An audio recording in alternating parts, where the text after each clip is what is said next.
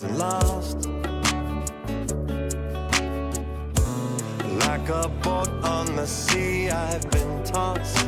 I'm sad a lot, and I think the best thing to do is acknowledge when you're sad and maybe just say sometimes I need to dismiss myself and just kind of cry or just kind of be quiet for a little bit, and then I can come back out and be dad again. But it's a process. Matt Mauser suffered the ultimate loss last January when his wife, Christina, lost her life in that fateful helicopter crash in the Calabasas Hills. Are you able to go back to the morning your wife, Christina, boarded the helicopter? Are you able to go back to the beginning? Yeah, I go there. I had worked late the night before. I'm a singer, so I had a show the night before.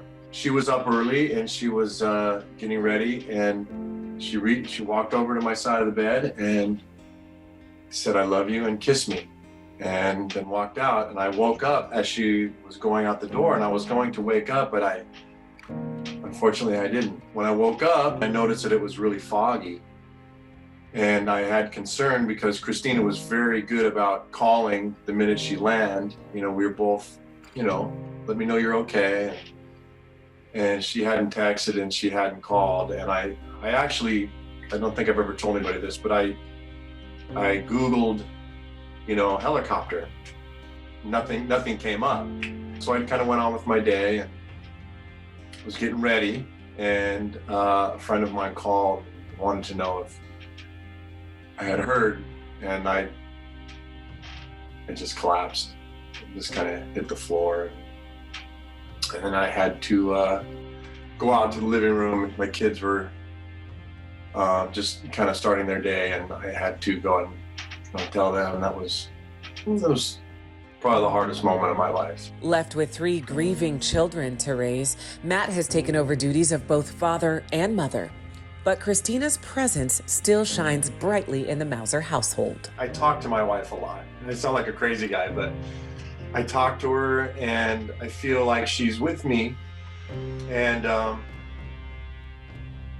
almost feel like she's with me just as much as she ever was, if that makes sense. I don't think my wife would want me to be sad, and I don't think, we had this conversation. I said, if anything happens to me, please be happy.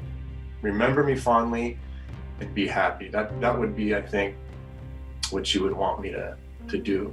The loss of Kobe Bryant was also personal for Matt, who worked with him, making the music for Kobe's children's podcasts, The Punies. He was a fascinating, guy. He was always looking to do something positive, and I really admired that about him. And he was funny.